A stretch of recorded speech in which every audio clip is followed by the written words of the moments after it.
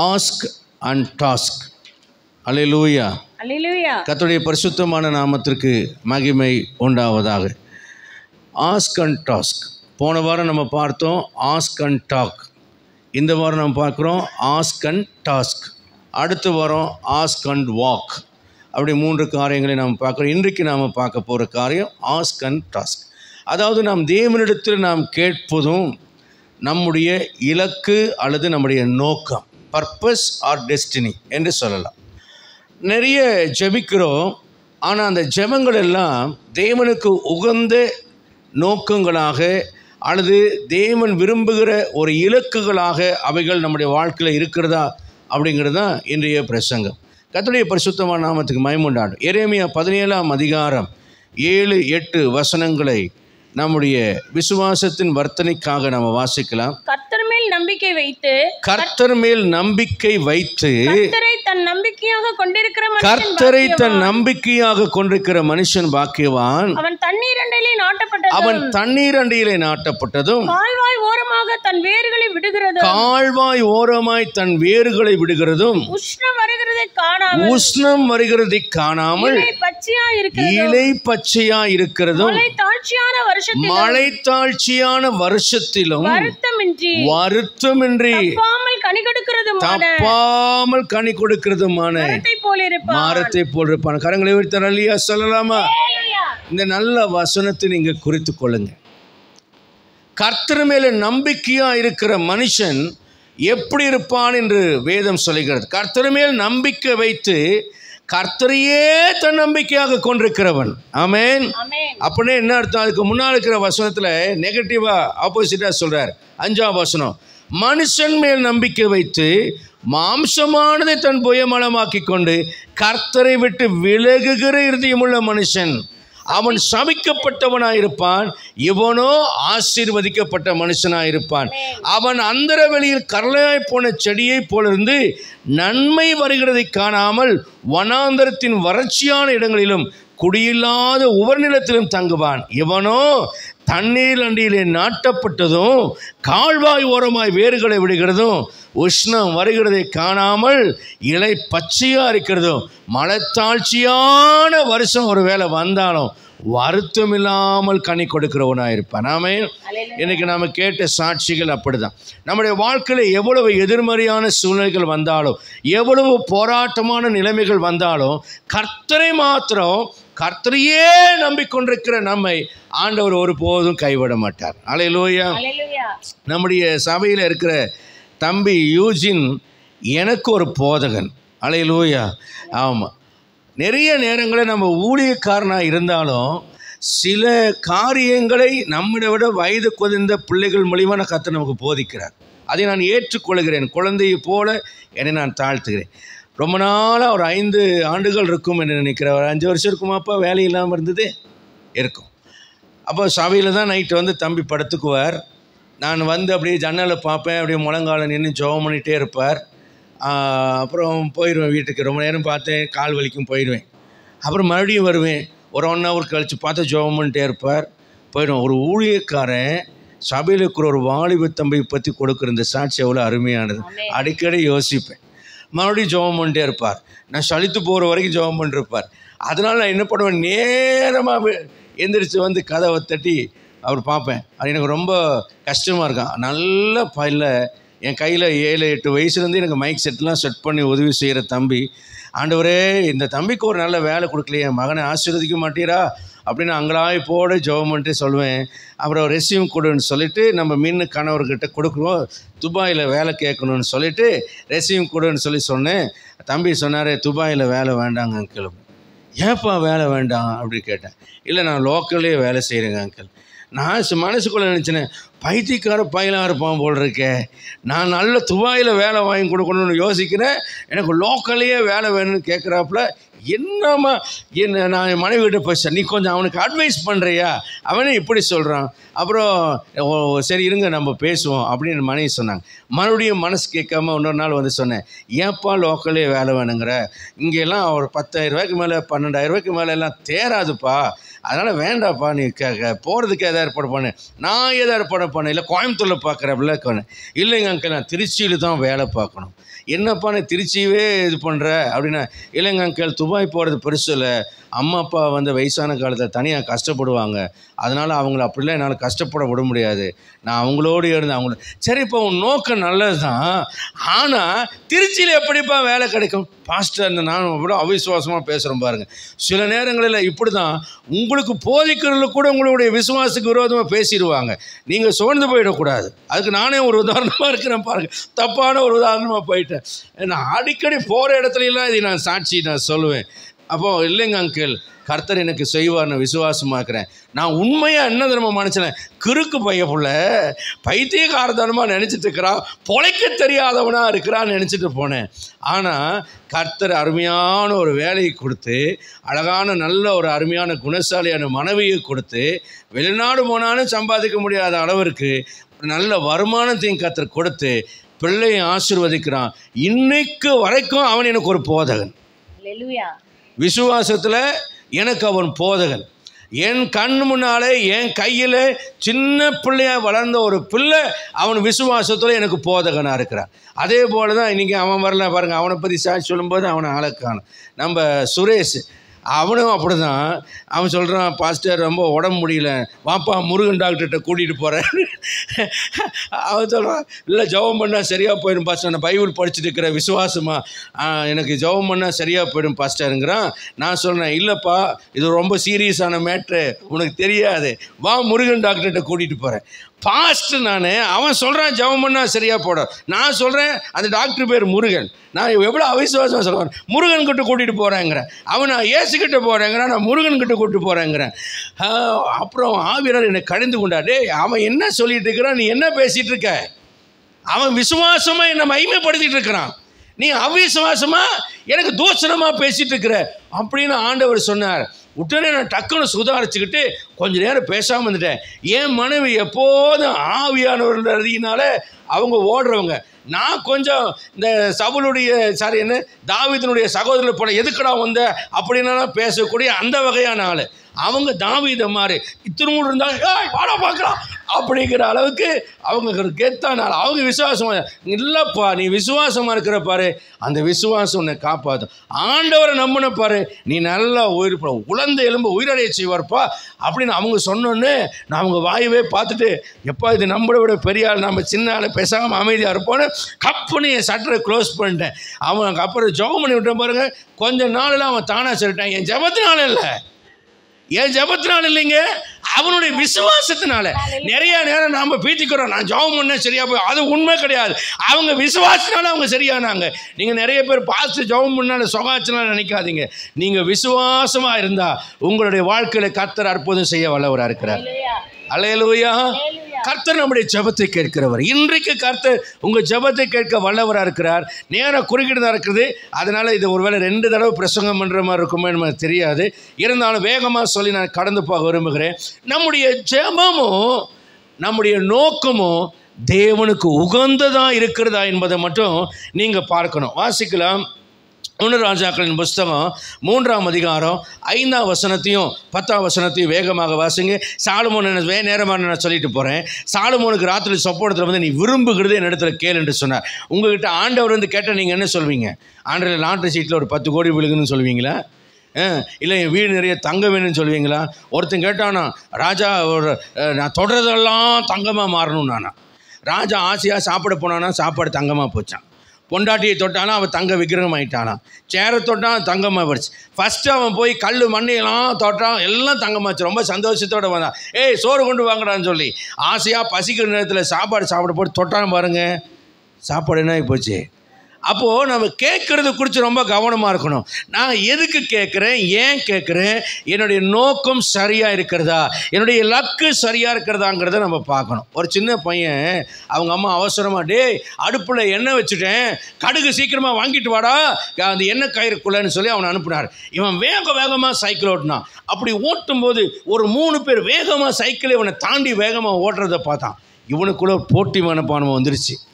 ஆனால் இவன் எதுக்கு அனுப்பப்பட்டிருக்கிறான்? கடைக்கு கடுகு வாங்க அவங்க அம்மா அடுப்பில் எண்ணெயை வச்சுட்டு கொண்டுக்கிறான், கடுகு சீக்கிரம் வாங்கிட்டு வரான். இவன் பாருங்க இவங்களை மிந்தாமல் விடமாட்டான் அப்படின்னு. நீ என்னடா என்னை விட ஸ்பீடாக போகிறதுன்னு இவன் வேகமாக ஸ்பீடாக அவங்கள தாண்டினா அவங்க ஸ்பீடாக போகிறாங்க. அதெல்லாம் துரத்திட்டு போய் ஒரு 15 நிமிஷத்தில் அவங்கள தாண்டிட்டு நான் ஜெயிச்சுட்டேன் அப்படின்னா அப்படி நினச்சிட்டு திரும்பும்போது தான் தெரிஞ்சது அவன் போக வேண்டிய கடையை விட்டு 6 கிலோமீட்டர் தாண்டி வந்துட்டான். போக வேண்டிய கடையை விட்டு நிறைய பேர் ஜெபம் பண்ணுறது என்ன தெரியுமா?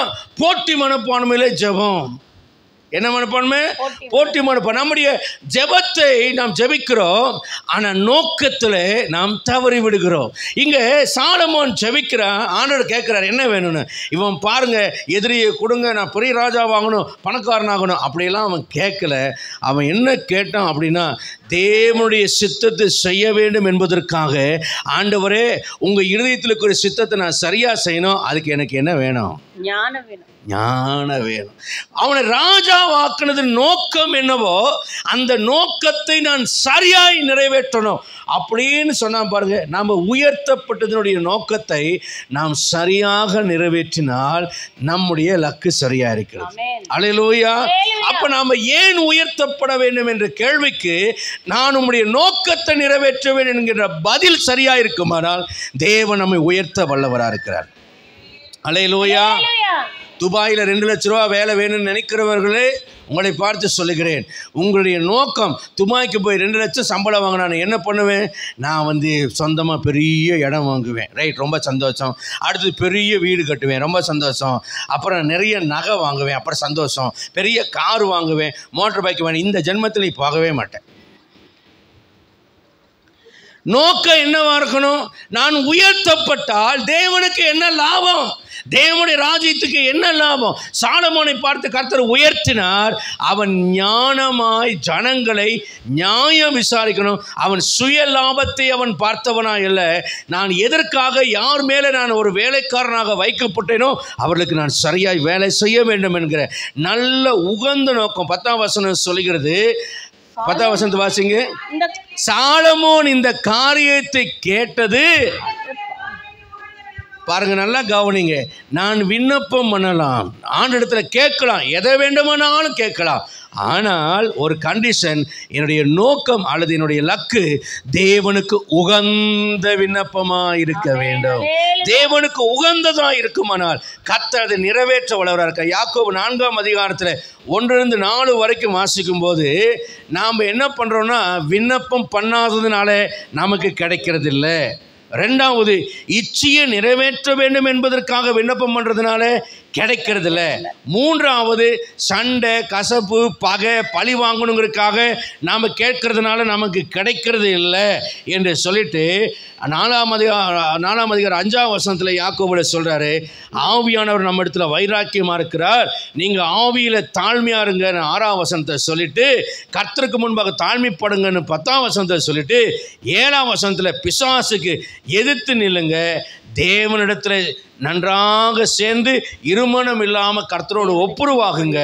அடுத்தது சொல்கிறாரு 9ஆம் வசனத்திலையும் 10ஆம் வசனத்தில் வாசிக்கும் போது அங்கே அவர் சொல்கிற ஒரு வசனம், உங்கள் சகோதரனுக்கு விரோதமாக பேசாமல் மனஸ்தாபப்பட்டு துக்கப்பட்டு எல்லாத்தையும் சரிப்படுத்திடுங்க அப்படின்னு சொல்கிறார். ஆமேன். இன்றைக்கு ஒரு வேளை கசப்புகள் இருக்குமானால், பிரிவினைகள் இருக்குமானால், அல்லது உங்கள் சொந்த லாபத்துக்காக, சுய இஷ்டத்துக்காக, தவறான நோக்குகளுக்காக ஜெபம் இருக்குமானால் இன்றைக்கு உங்களுடைய லக்கை மாற்றிக்கொள்ளுங்கள். அல்லேலூயா. நம்ம அந்த சின்ன பையனை போல நம்ம எதற்காக கிளம்பினோமோ அதை விட்டுட்டு மற்றவங்களோட போட, அவன் கார் வாங்கிட்டான், அவனை விட நான் பெரிய கார் வாங்க, அவன் வீடு கட்டிட்டான், அவனை விட பெரிய வீடு கட்டுவேன், அவன் இந்த ட்ரெஸ் போட்டுக்கிறான், இந்த சச்சி பாரு, இந்த செயினை போட்டால் எல்லோரும் வயிறு எரியணும் அப்படிங்கிறதுக்காக செயினை போட்டேன், செயின் அடமானத்துக்கு போயிடும், மீட்கவே முடியாது. ஏன்னா அத்தனை பேரோட வயிறு எரியணும் தானே போட்டேன், வயிறு எரிஞ்சது உனக்கு செயின் இல்லாமல் போச்சு. ஒரு அல்லேலூயா சொல்லுங்க. நான் உயர்த்தப்பட்டது 4 பேருக்கு வயிறு எரியணும், பொறாமப்பட்டு புழுங்கணுங்கிறதுக்காக நான் செய்வேன். ஆனால் என்னோட உயர்வு ரொம்ப நாளைக்கு நிற்காது. ஆமேன். கர்த்தருடைய நாமத்துக்கு மகிமை உண்டாகட்டும். எபிரேயரில் வாசிக்கிறது போல, 11ஆம் அதிகாரத்தில் வாசிக்கிறது போல, 14ஆம் வசனத்தில் எல்லாரோடு சமாதானமாக இருங்க. 15ஆம் வசனத்தில் சொல்கிறது போல் கசப்பான வேறு முளைத்திலுமினா அது ஆசீர்வாதத்துக்கு கேடு.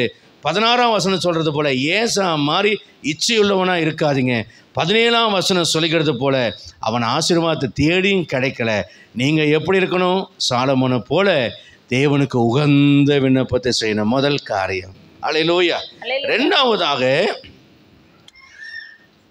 1 யோவான் 5ஆம் அதிகாரம் 14-15 வசனத்தை படிப்போம்.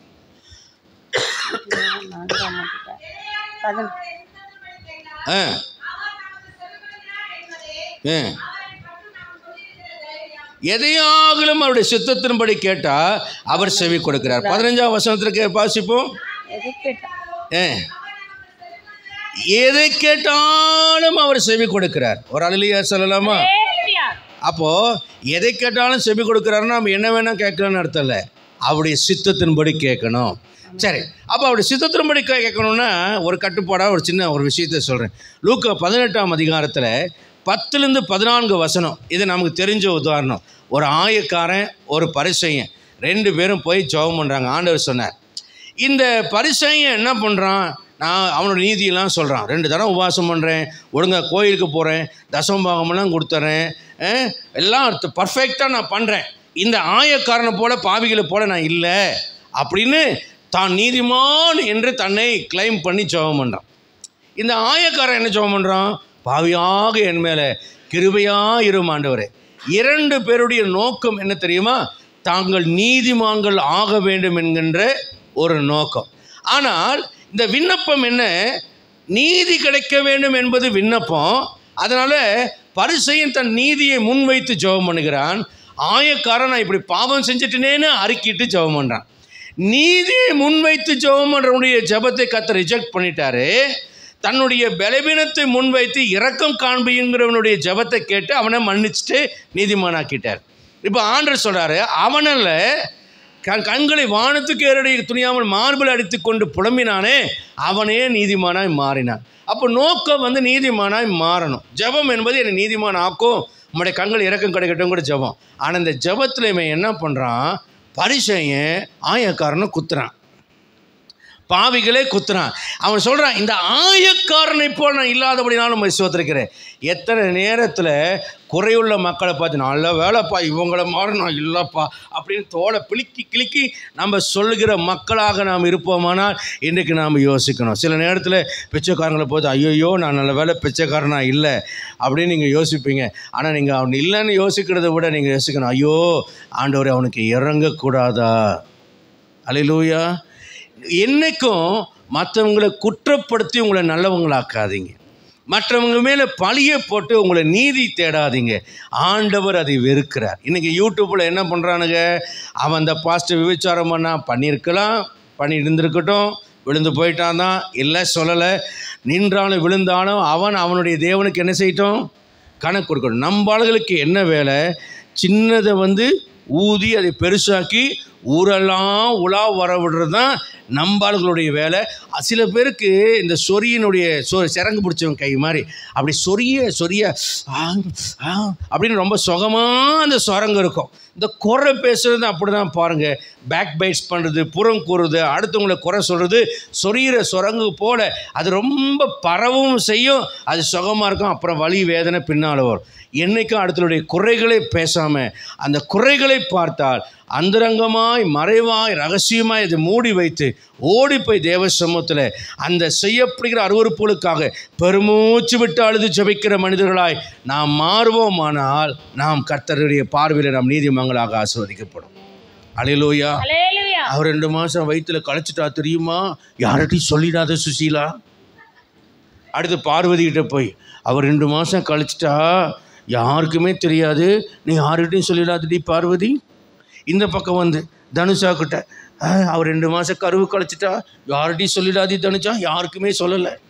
இப்படி யாருக்கும் சொல்லாதனே உரெல்லாம் சொல்லி விடுகிற அந்த ஆவி பெந்தகோஸ்தைக்குள்ள இருக்கிறது.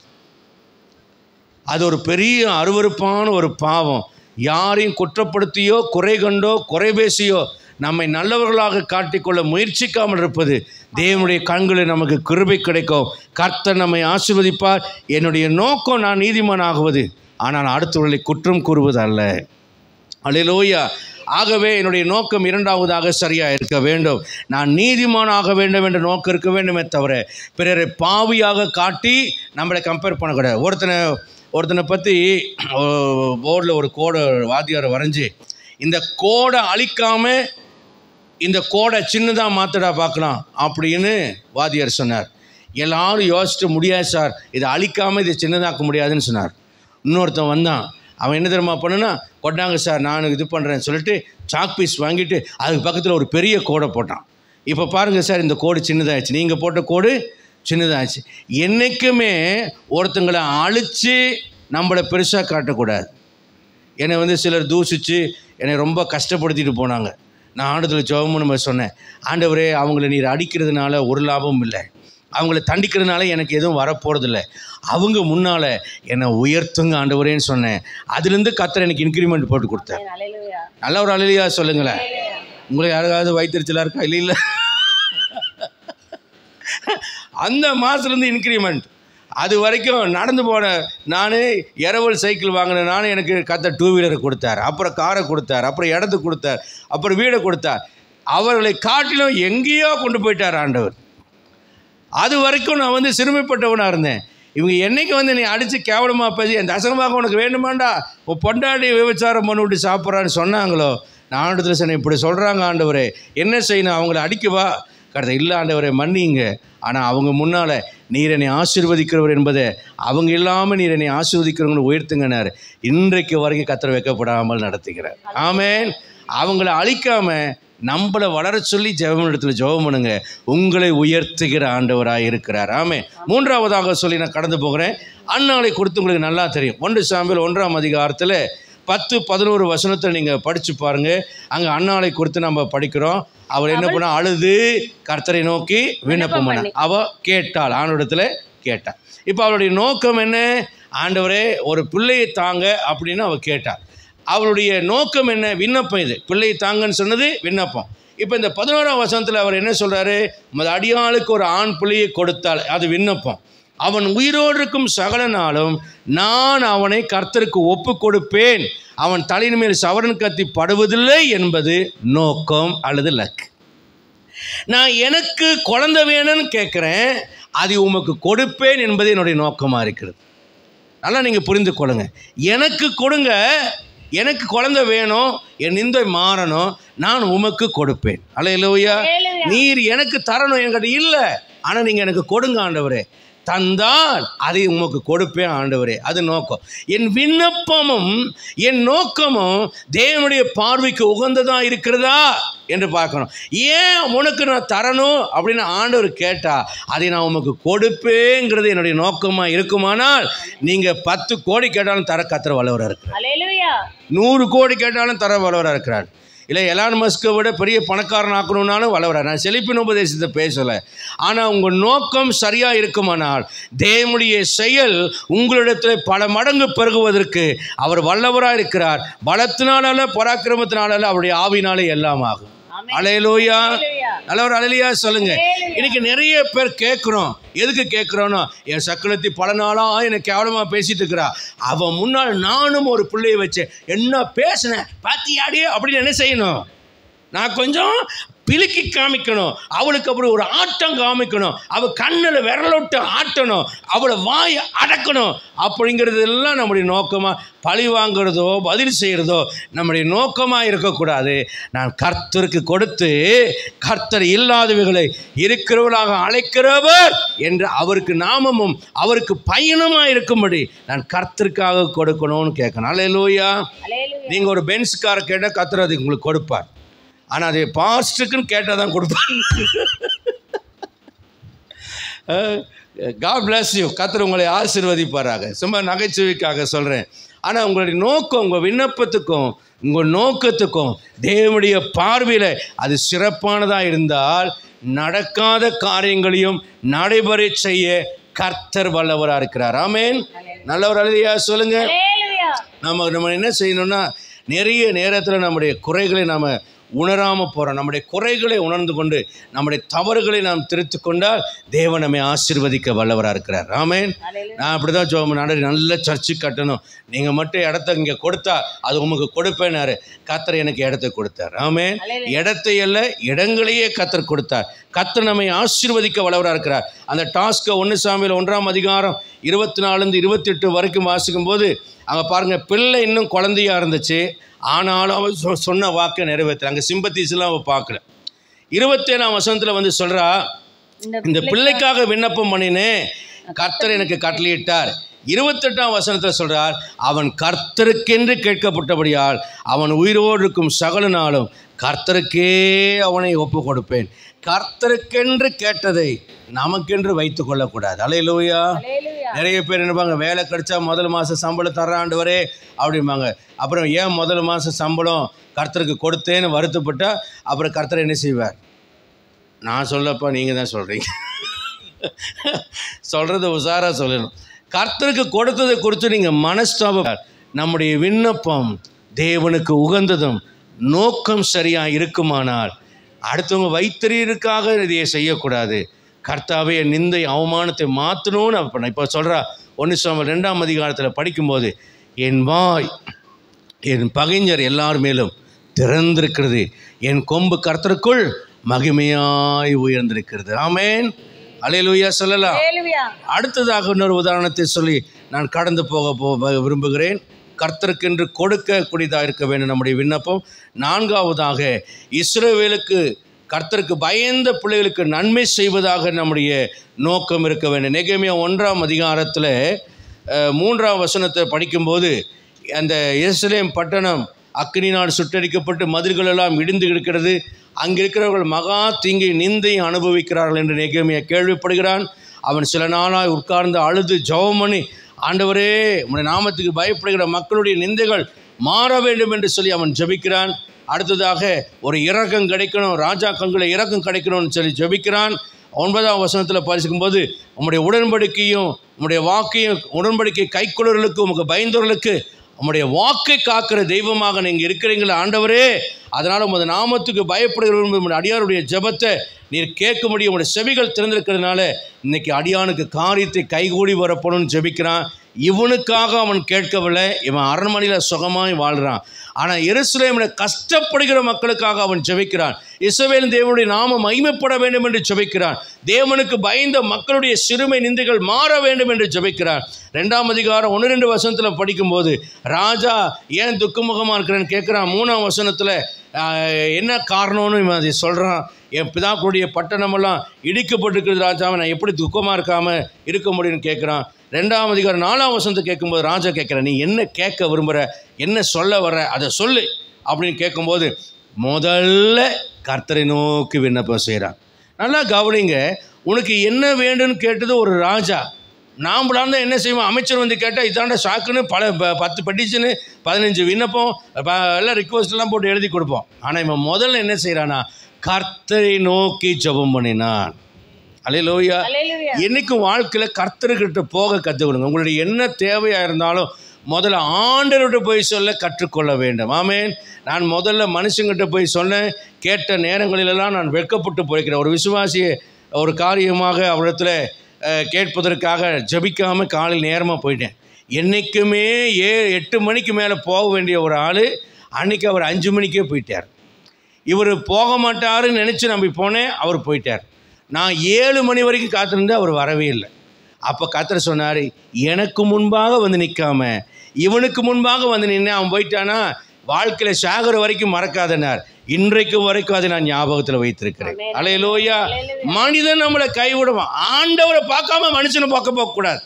ஆண்டவரத்தில் கேட்காம மனுஷங்கிட்ட கேட்க போகக்கூடாது. மனுஷங்கிட்ட கேட்க தான் வேணும், நான் இல்லை என்று சொல்ல, கேட்டால் தான் கிடைக்கும். ஆனால் அதுக்கு முன்னால் நாம் தேவனிடத்தில் கேட்கணும். கணவனாக இருக்கட்டும், தகப்பனாக இருக்கட்டும், முதலாளியாக இருக்கட்டும், யாராக வேண்டுமானாலும் இருக்கட்டும், அரசாங்கமாக இருக்கட்டும், முதல்ல ஆண்டிடத்தில் கேட்கணும். கர்த்தரிடத்தில் கேட்டதுனால ராஜா அவனுக்கு அனுகூலமாக இருந்தான், அவனுக்கு உதவி செய்தார். 2ஆம் அதிகாரம் நெகேமியா 2ஆம் அதிகாரம் 17-18 வசனங்களை படியுங்கள். பின்பு நான் அவர்களை நோக்கி, எருசலேம் பாழா இருக்கிறதையும் அதன் வாசல்கள் அக்கினியால் சுட்டரிக்கப்பட்டிருக்கிறதையும் நாம் இருக்கிற சிறுமையையும் பார்க்கிறீர்களே. நாம்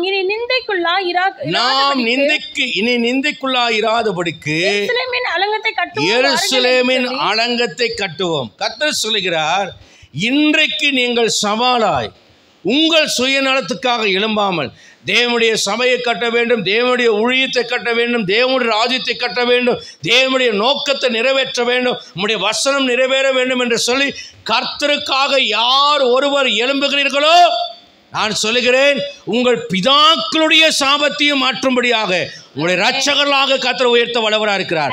உங்க அப்பா செய்ய முடியாதது, உங்க தாத்தா செய்ய முடியாதது, உங்க தாத்தா பாட்டி மூதாதையர் செய்ய முடியாதது, அவர்கள் சாபங்களை அனுபவித்தவர்களாக இருந்தாலும் உங்களை கொண்டு அந்த சாபங்களை உடைக்க கர்த்தர் வல்லவராக இருக்கிறார். இடிக்கப்பட்டு மண்மேனாக்கப்பட்டு சுட்டரிக்கப்பட்டு உயிரற்று போய் சிதறடிக்கப்பட்ட கற்களாய் இருந்தவைகளுக்கு உயிர் கொடுக்க முடியுமோ என்று சன்பலாத் தொபியாய் பரியாசம் பண்ணின பொழுதும் இடிக்கப்பட்ட இடத்தை நெகேமியா எழும்பி கட்டினான். காரணம், பரலோகத்தின் தேவனானவர் அவனுக்கு காரியத்தை கைகூட வரப்படினார். 2ஆம் அதிகாரம் 8ஆம் வசனம் சொல்கிறது, தேவாலயத்தில் என் தேவனுடைய தயவுள்ள கரம் என் மேல் இருந்தது என்று அவன் சொல்கிறான். 2ஆம் அதிகாரம் 10ஆம் வசனத்தில் அவன் சொல்கிறான், இஸ்ரவேலின் நன்மையை விசாரிக்க வந்தவன் என்று அவன் அழைக்கப்படுகிறான். அவன் சத்துருக்களாலே. அல்லேலூயா. இன்றைக்கு நீங்க உயர்த்தப்படணும்னா, நான் மட்டும் இந்த பந்தாவா ஒரு ஆடிக்காரில் சபையில் வந்து இறங்குனா விசுவாசிகள் எல்லாம் எட்டி பார்ப்பாங்க, பாஸ்டர் ஓடி வந்து தோத்திரம் போடுவார்னு நினைச்சிங்கன்னா அது தவறு. மாறாக நீங்கள் என்ன நினைக்கணும், ஆண்டவரை நீர் என்னை ஆசீர்வதிக்கணும், என் சபையை மேலேயும் கட்டி கீழேயும் கட்டி பாஸ்டருக்கு ஒரு ஆஃபீஸ் ரூமை கட்டி கொடுக்கணும்னு நினச்சிங்கன்னா கர்த்தர் உங்களை ஆசீர்வதிப்பார். எவ்வளோ சுயநலக்காரன், எவ்வளோ ஞானமாக பிரசங்கத்தில் அவனுடைய காரியத்தை சொல்கிறான் பாரு அப்படின்னு நான் எனக்காக கேட்கல, என்னை முன்மாதிரியாக வைத்து தான் உங்களுக்கு பிரசங்கம் பண்ணுறேன். என்னுடையதை கர்த்தருக்கு கொடுத்ததுக்கு அப்புறம்தான் உங்களுடையதை கொடுங்கள்னு சொல்கிறேன். எனக்கு சேர்த்து வச்சுக்கிட்டு நீங்கள் தர்றதை எனக்கு சேர்த்து வச்சுட்டு நான் செய்யலை. என் பிள்ளைக்கு கூட ஃபீஸ் எல்லாம் கடன் வாங்கி லோன் வாங்கி தான் கட்டி நான் ஃபீஸ் கட்டியிருக்கேன். அல்லேலூயா. அதுக்கு சபையாராக இருக்கிற நீங்களே சாட்சிகள். ஆமேன். என்ன இப்படியே பார்க்குறீங்க? அப்படி தான் நான் வாழ்கிறேங்க. நான் யாருடைய வெள்ளி ஆகிலும் பொன்னை ஆகிலும் காசை ஆகிலும் சொத்தை ஆகிலும் திருடி சபையோ ஊழியத்தையோ என் வாழ்க்கை நான் நடத்தலை. கர்த்தருக்கென்று நீங்கள் கொடுக்கிற காணிக்கைகளை வைத்துக்கொண்டு ஆகாரம் சாப்பிடுகிறேன், அவ்வளவுதான். ஆனால் இவைகளை என்னுடைய சொந்த செலவுகளுக்கெல்லாம் கர்த்தரை நீ நடத்துகிறார். அதாவது என் உறவுகளோ என் தம்பியோ எங்கள் அப்பாவோ யாரோ கொடுக்குறாங்க, சரியா? அவைகளை வைத்து நான் செய்கிறேன். இல்லாவிட்டால் நிறைய தேவைன்னா எப்படிலாம் சிக்கனம் பண்ணி என் வாழ்க்கையை சுருக்கிட்டு கர்த்தருடைய ஊழியத்துக்கு செய்ய முடியும்னு பார்த்து என் சுகங்களை சுருக்கி கொண்டு கர்த்தருக்காக செய்கிறேன். கர்த்தரை என்னை ஆசீர்வதிக்கிறார். என்னுடைய நம்பிக்கை என்னென்னா, உலகத்தில் கிடைக்கலைனாலும் அங்கே எனக்கு பொக்கிஷம் இருக்கும். நான் பரலோகத்துக்கு போகும்போது என் ஆண்டவர் என்னை கனம் பண்ணி வரவேற்பாருங்கிற அந்த மறுமையின் நம்பிக்கையினால் செய்கிறேன். நான் வாழ்கிறதையும் நான் வாசித்ததை விசுவாசிக்கிறதையும் தான் உங்களுக்கு பிரசங்கம் பண்ணுறனே தவிர நான் கை கொள்ளாததை உங்களுக்கு நான் பேசலை. நீங்கள் எல்லாரும் சாட்சிகளாக இருக்கீங்க. என்னுடைய இந்த மேன்மை பாராட்டில் யாராவது அபத்தமாக்குறீங்கன்னா நான் வந்து ஒரு 10 மாதம் பிரசங்கம் பண்ணாமல் என்னை சரி பண்ணிட்டு வந்து பிரசங்கம் பண்ணுறேன். என் வாழ்க்கையில் இருக்கிறத நான் சொல்கிறேனே தவிர நான் வாழாமல் இதை நான் பேசலை. ஆகவே நான் உங்களுக்கு சொல்கிறேன், பிறருடைய நன்மையை விசாரிக்கிறவர்களாக தேவப்பிள்ளையுடைய நன்மையை விசாரிக்கிறாருங்க. அருமையான பாப்பா ரூபா சாட்சி சொன்னது போல் அந்த ஊழியக்காரனுக்கு அனுப்புன்னு சொல்கிறாங்க, அனுப்புகிறாங்க. எனக்கெல்லாம் அனுப்பிட்டாங்க நீங்கள் நினச்சிக்காதீங்க. அவங்க சொன்ன ஊழியக்காரர் வேறு. நம்ம ஆளுங்க எல்லாம் எதுனாலும் நம்மளை நினச்சிக்குவீங்க. எனக்கு அனுப்பலை, யாரோ ஒரு ஊழியக்காரனுக்கு அவங்க கர்த்தர் பேசுகிறார், அவங்களுக்கு அனுப்புகிறாங்க. அது சொல்லிவிட்டு இவங்க என்ன சொல்லுவாங்க, என் தேவையை எப்படி சந்திப்பேன் ஆண்டவர்? உன்னை கொண்டு அவருடைய தேவையை நான் சந்திப்பேனானால் உன் தேவையை நான் சந்திக்காமல் இருப்பேனா? நாமளே என்ன சொல்லுவோம், இன்றைக்கி போய் நீங்களே எப்படி ஜெபம் பண்ணுவீங்க, உஷாரா? ஆண்டவரை இந்த சகோதரியை கொண்டு அந்த ஊழியக்காரருடைய தேவையை சந்தித்தீர், அந்த சகோதரிக்கும் உடைய தேவையை சந்தித்தீர், என் தேவையை நீர் அப்படி சந்திக்கக்கூடாதா? நான் ஊழியக்காரனை கொடுப்பேன்னுலாம் சொல்ல மாட்டோம். அது மாதிரி என் தேவையை நீர் சந்திக்கக்கூடாதா? நம்ம உஷாராக ஜெபம் பண்ணுவோம். இறைக்கிற கிணறு வாரி எரித்து விருத்தி அடைவார் உண்டு. ஆனால் இதெல்லாம் வாக்குத்தத்தமாக நமக்கு தெரியாது.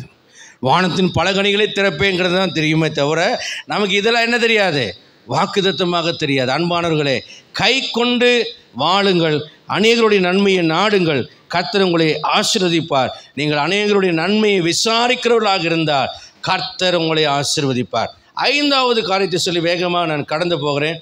தாவீதினுடைய விண்ணப்பம் கர்த்தருக்கு உகந்த நோக்கத்துக்குரியதாக இருந்தது. அவன் எப்படி பண்ணான்னா, நான் நல்ல மச்சு பாவப்பட்டு டெரஸ் வீட்டில் வாழ்கிறேன், ஆனால் ஆண்டருடைய பெட்டி கூடாரத்தில் இருக்குது. ஏன் அந்த கூடாரத்துலேருந்து கட்டடத்துக்கு ஷிஃப்ட் பண்ணணும்னு யோசிச்சாருன்னா, ஜனங்க அலைஞ்சிட்டே இருந்தாங்க. அதனால் டென்ட்டில் கர்த்தருடைய அந்த இது உடன்படிக்கை பற்றி வைக்கிற மாதிரி இருந்துச்சு.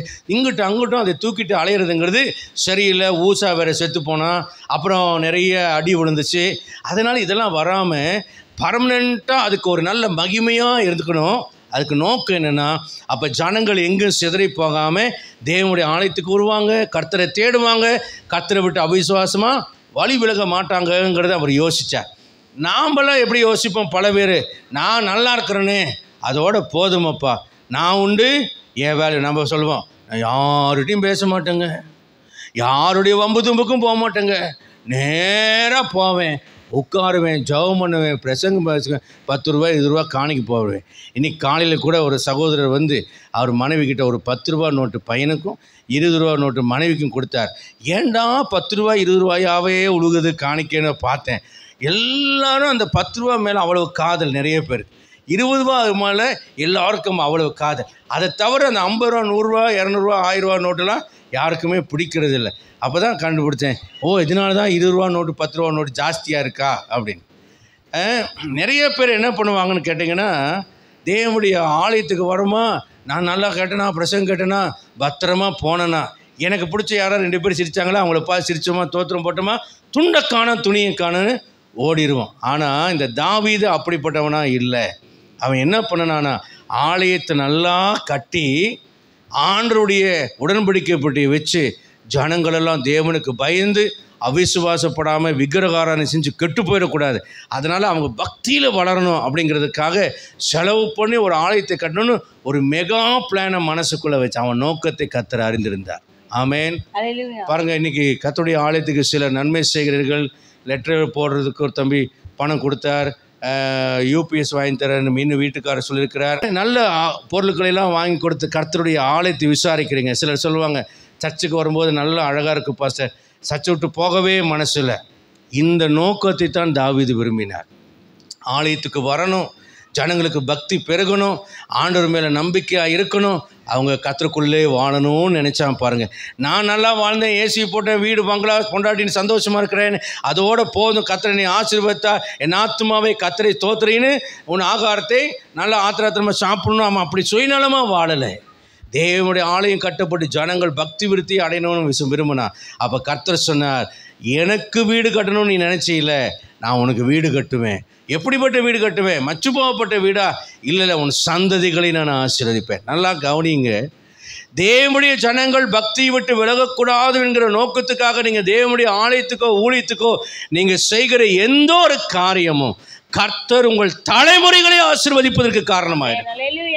நான் அடிக்கடி சொல்லுவேன், ஆபிரகாமுக்கு ஒரு வேளை ஆகாரத்தை எதிர்கொண்டு ஓடி குனிந்து வணங்கி கால்களுக்கும் கைகளுக்கும் தண்ணீர் கொடுத்து மரத்தடியில் சாய்ந்து படுக்க சொல்லி கன்றுக்குட்டியை பிடித்து சமைக்க சொல்லி 3 படி மாவு எடுத்து பிசைய சொல்லி அப்பமும் கன்றுக்குட்டியின் இறைச்சியும் பாலையும் வெண்ணையும் கொண்டு போய் ஆண்டவருக்கு முன்பாக அந்த வெயில் நேரத்தில் வந்து சில நேரத்தில் மத்தியானம் ஆகான்னு கண் அசரும்போது யாராவது வந்தாங்கன்னா, இந்த நேரத்தில் வந்து கழுத்த இருக்குதுங்களே அப்படின்னு நீங்கள் நினைப்பீங்க. நானெல்லாம் நினைக்க மாட்டேன். ஒரு விசுவாசி என்னை தேடி வந்தேன், எப்பா என்னை நினச்சி வந்திருக்கானே, இதே பெருசு. எத்தனையோ பேர் நினைக்காத போது அதில் நீங்கள் ஏதோ ஒரு மாம்பழம் கேம்பளம் கையில் கொண்டு வந்துட்டீங்கன்னா நான் போடுற ஆசீர்வாதம் இருக்கே அத்தனை ஆச்சரியம். 1 ரூபா மிட்டாய் கொடுத்தா கூட உங்களுக்கு 100% ஆசீர்வாதம் போட்டுருவீங்க. ஏன்னா உங்கள் அன்பை நான் நேசிக்கிறேன். என்ன கொடுக்குறீங்கிறது முக்கியம் இல்லை, உங்கள் அன்பை பார்க்குற அது பரவசமாகிடுது. அப்போ நான் யோசிப்பேன், நாமளே நம்ம ஜனங்க இப்படி ஏதாவது ஒரு ஊறுகாய் பாட்டில் கொடுத்தா கூட இவ்வளோ சந்தோஷப்படுறோமே. அப்போ ஆண்டவர் அவன் அந்த மாதிரியா பண்ணால் அவருக்காமே சுட சுட சுட செஞ்சு அந்த நேரத்தில் அவன் பொண்டாட்டி முறுமுறுக்கில் வேலைக்காரன் முறுமுறுக்கில் இவனை முறுக்கில் கொடுத்தான். விளைவு என்ன? தேவன் 40 வருஷம் அவனுடைய சந்ததிக்கு வானத்திலிருந்து மன்னா தூதர்கள் சாப்பிட்றாங்க. நீங்கள் பரமண்டலத்தை குறித்து பரலோகத்தை குறித்து நிறைய விஷயங்களை நீங்கள் அங்கே புசிப்பும் குடிப்பும் நினச்சிக்காதீங்க. அங்கே புசிக்கிறதுக்கு ஜீவத்தை மன்னா மாதிரி இருக்குது, ஜீவ கனிகள் இருக்குது. இன்னும் அங்கே போனதுக்கப்புறம் பூமிக்குரிய ஆகாரத்தை போல அல்ல, அது மேம்படுத்தப்பட்ட பல ஆகாரங்கள், ஆவிக்குரிய சரீரத்துக்கு ஏற்ற ஆகாரங்கள் இருக்குது. அதில் ஒரு ஆகாரம் தான் தூதன் சாப்பிடக்கூடிய மன்னா. வெண்மையான உருண்டையான பனிக்கட்டியை போன்ற வஸ்து வெயில் என்னன்னு உருகுச்சு. லிட்ரலாக அதை இடித்து பணியாரமாக சுட்டு சாப்பிட்டாங்க. ஸோ சாப்பாடு இருக்குது. நீங்கள் யாராவது பரலோகத்தில் சாப்பாடு இல்லைன்னு சொன்னாங்கன்னு நீங்கள் நம்பாதீங்க. நம்ம துதித்து கொண்டே மட்டும் இருக்க போகிறதில்ல, அது நீங்கள் புரிஞ்சுக்கணும். அப்படின்னா புதிய வானத்தில் நீங்கள் என்ன பண்ணுவீங்க, புதிய பூமியில் என்ன பண்ணிகிட்டு இருப்பீங்க? அதெல்லாம் பார்த்தீங்கன்னா மறுமைக்குரிய சத்தியம் அது பெருசு, அதுக்கு நிறைய வெளிப்பாடு வேணும். ஆண்டு சொல்கிறார், இம்மைக்குரிய காரியத்தை சொன்னாலே உனக்கு ஜீரணமாக மாட்டேங்க பேதியாகுது. நான் மறுமைக்குரிய காரியத்தை சொன்னால் பரலோக ராஜ்யத்துக்கு அடுத்த காரியத்தை சொன்னால் நீ என்ன செய்ய மாட்டேன், தாங்க மாட்டேங்கிறார். ஒரு 100 வருஷத்துக்கு முன்னால் இப்படி முகம் பார்த்து ஒருத்தர் ஒரு பொட்டியை வச்சுட்டு பேசுவாங்கன்னு சொன்னால் யாரும் நம்புவாங்களா? அந்த பொட்டிக்குள்ளேருந்து இப்படின்னு நீ எனக்கு சாப்பாடு வேணும்னு போட்டுட்டு நீ ஒரு 50 ரூபா மாதிரி வரும், அதை அனுப்பி விட்டீங்கன்னா உனக்கு வீட்டில் சிக்கன் பிரியாணி வந்து சேருன்னு சொன்னால் யாராவது நம்புவாங்களா? ஆனால் இன்றைக்கி அது நடக்குதா? நான் சின்ன பையனாக இருக்கும்போது சொன்னால் கூட அப்படின்னு நினைப்போம். தாத்தா அப்பவும் சொன்னாங்க சந்திரனில் பாட்டி வடை சுடுதுன்னாங்க. ஆனால் ஆம்ஸ்டன் எல்லாம் என்ன போயிட்டாங்க, மேலே போயிட்டு அங்கே எல்லாம் நடந்துட்டு வந்துட்டாங்க. காலங்கள் மாறிட்டுருக்கு, நவீனமாக மாறிருக்கு. மனுஷ நாகரிகத்திலேயே அவ்வளோ முன்னேற்றமானால் மறுமையில் வாயை பொழந்தா கூட பத்தாது, அவ்வளோ பெரிய அதிசயங்களை அற்புதங்களை கர்த்தர் வைத்திருக்கிறார். ஜீவ தண்ணீரே வைத்திருக்கிறார். இவன் சொல்கிறாங்க ஆர்டிக்கிலேருந்து கொண்டு வந்த தண்ணீர் இருக்காமா, அந்த தண்ணீர் எத்தனையோ பவுண்டுன்னு என் மகன் சொன்னான். அப்படி $1 விற்கிறானா, அந்த தண்ணீர் சுத்தமான தண்ணீர். அப்போ அதை விட மேன்மைப்படுத்தப்பட்ட ஜீவ தண்ணீரை கர்த்தர் வைத்திருக்கிறார். ஆக புசிப்பும் இருக்குது, குடிப்பும் இருக்குது. அங்கே கொள்வினை கொடுப்பன தான் இல்லைன்னு சொன்னார், பிள்ளை பேர் இல்லைன்னு சொன்னார். ஆனால் இன்னும் ரகசியமான பல விஷயங்களை கர்த்தர் நமக்காக மகிழ்ச்சியான சந்தோஷங்களை வைத்துக்கிறார். அதை அனுபவிக்க போகிறோம். அப்போ நாங்கள் நல்லா புரிஞ்சுக்கொள்ளுங்க, இந்த பூமியில் கர்த்தர் நம்மை ஆசீர்வதிக்க வல்லவராக இருக்கிறார். நம்முடைய நோக்கங்கள் சரியாக இருக்கிற பட்சத்தில் நம்முடைய சந்ததிகளை கர்த்தர் கைவிடாதபடி ஆசீர்வதிப்பார். நாம் என்ன சொல்லணும்னு, நம்முடைய சந்ததிக்கு தாவீது என்ன சொல்லிட்டு போனார்னா, நீ ஆலயத்தை கட்ட மாட்டேன்னு சொன்னார், ஆனால் உன் பிள்ளை கட்டுவான்னு சொன்னார். இப்போ அவர் என்ன பண்ணார், அவன் தானே கட்டணும், பரவாயில்ல கட்டட்டும் அப்படின்னு கடனை வாங்கி வச்சுட்டு போகல. சில அப்பா கடைசி நேரத்தில் கூப்பிடுவார், என் மகனே நான் உன்னை தான் நம்பிக்கைன்னு அடிக்கடி சொல்லுவார். அதனுடைய அர்த்தம் என்னென்னா, உன்னை நம்பி ஒரு 30 லட்சம் வாங்கியிருக்கிறேன்னு அர்த்தம். அந்த மகன் இருக்கானே அவன் பாவப்பட்டு அவனை விட்டுருப்பா, அந்த மகன் இருக்கிறாள் அவன் பாவப்பட்டு அவனை விட்டுருப்பா. நான் அவனை ரொம்ப நேசிக்கிறேன்னு சொன்னாலே அவர் 10 லட்ச ரூபா தலையில் வச்சுருக்கிறாருன்னு அர்த்தம். ஆனால் நம்முடைய ஆண்டவர் அப்படி இல்லை, இந்த தாவீது அப்படி இல்லை. அவர் என்ன செஞ்சார், கூப்பிட்டு சொல்கிற ஆசீர்வாதங்களை நிறுத்த முடியாத அளவுக்கு வெண்கலத்தையும் நிறுத்த முடியாத அளவுக்கு இரும்பையும் நிறுத்தி, பொண்ணுக்கு கணக்கில்லாத பொண்ணையும் அவன் நிறுத்தி, அவன் சாலமோனை பார்த்து நீ எழுந்து காரியத்தை நடப்பித்து கர்த்தருடைய ஊழியத்தை, தேவனுடைய ஆலயத்தை கட்டுன்னு சொல்லி அவன் கர்த்தருடைய ஆலயத்தை கட்டினான். மத்திய 6ஆம் அதிகாரத்தில் 32-33 வசனம் சொல்லுகிறது, எவ்வளவு நாம் உயர்த்தப்பட்டாலும் தாவீதை போல எனக்கு வீடு இருக்கிறது, எனக்கு ஆஸ்தி இருக்கிறது என்று எண்ணாமல் நாம் என்ன செய்ய வேண்டுமென்றால் தேவனுக்காக செய்ய வேண்டும் என்று முதலாவது தேவனுடைய ராஜ்யத்தையும் அவருடைய நீதியும் தேடுகிறவர்களாக நாம் காணப்பட்டால் கர்த்தர் நம்மை ஆசீர்வதிக்க வல்லவராக இருக்கிறார். அல்லேலூயா. 1 கொரிந்தியர் 15-19 படி நாம் இம்மைக்காக தேவனை தேடுகிறவர்களாக இராமல் நாம் என்ன செய்ய வேண்டும் என்றால் தேவனுடைய சமூகத்தில் தேவனுக்காக மறுமைக்காக நாம் வாழ்கிறவர்களாக இருந்தால் கர்த்தர் ஒரு நாளும் நம்மை கைவிட மாட்டார், கர்த்தர் நம்மை விட்டு விலக மாட்டார். நிச்சயமாகவே கர்த்தர் நம்மை ஆசீர்வதித்து கர்த்தர் நம்மை உயர்த்தி மகிமைப்படுத்துவார். ஆமென். கர்த்தருடைய பரிசுத்தமான நாமத்திற்கு மகிமை உண்டாகட்டும். ஆகவே இந்த அருமையான இந்த காலவெளியில் என்னுடைய விண்ணப்பமும் என்னுடைய நோக்கம் தேவனுக்கு உகந்ததுமாக இருக்குமானால் கர்த்தர் நம்மை ஆசீர்வதித்து நம்மை பலப்படுத்த வல்லவராக இருக்கிறார். வாசிக்கலாம் 1 நாளாகமம் 28ஆம் அதிகாரத்தில் அவன் தாவீது சாலமோனுக்கு சொல்கிறான், தாவீது தன் குமாரனாகிய சாலோமோனை நோக்கி, நீ பலங்கொண்டு தைரியமாயிருந்து இதை நடப்பி, நீ பயப்படாமலும் கலங்காமலும் இரு. தேவனாகிய கர்த்தர் என் தேவன் உன்னோட இருப்பார். கர்த்தருடைய ஆலயத்தை கட்டுகிறதுக்கு அடுத்த 1 நாளாகமம் 29:2-3 வசனங்களை வாசிங்க. நான் என்னாலே இயன்ற மட்டும் என் தேவனுடைய ஆலயத்துக்கென்று பொன் வேலைக்கு பொன்னையும் வெள்ளி வேலைக்கு வெள்ளியையும் வெண்கல வேலைக்கு வெண்கலத்தையும் இரும்பு வேலைக்கு இரும்பையும் மர வேலைக்கு மரத்தையும் பதிக்கப்படத்தக்க காந்தியுள்ள கற்களையும் பலவர்ண கற்களையும் வெளியேறப்பட்ட சகலவித ரத்தினங்களையும் வெண்கற்பாலங்களையும் கோமேதகம் முதலிய கற்களையும் ஏராளமாய் சவதரித்து வைத்து இன்னும் என் தேவனுடைய ஆலயத்தின் மேல் நான் வைத்திருக்கிற வாஞ்சினால், அந்த வார்த்தை தான் நீங்க கவனிக்கும்.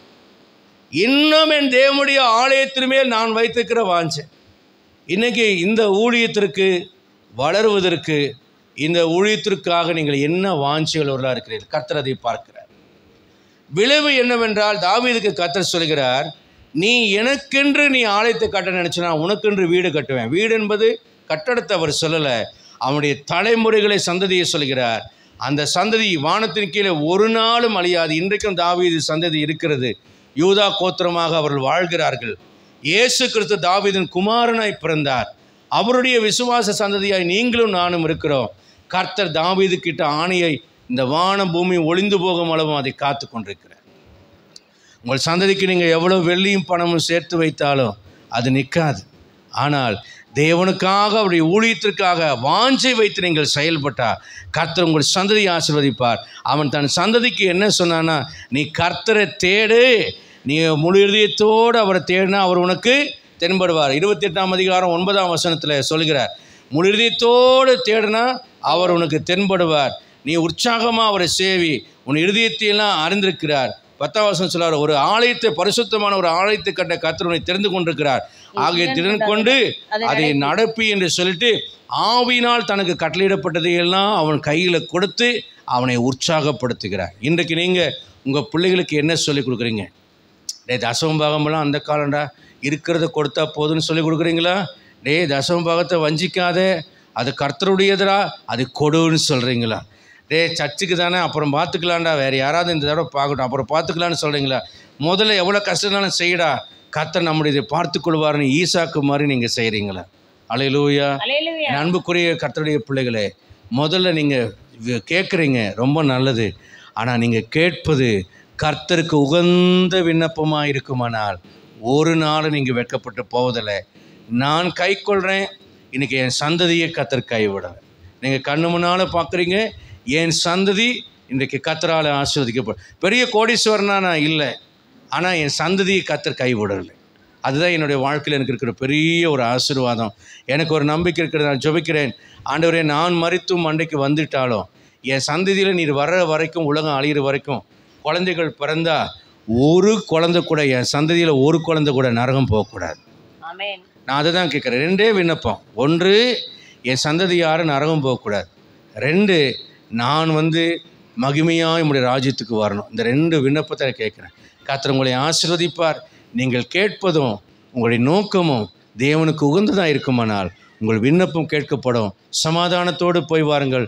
நீங்கள் கர்த்தரிடத்தில் கேட்டதன்படியே கர்த்தர் உங்களுக்கு செய்தருளுவாராக. ஆமென்.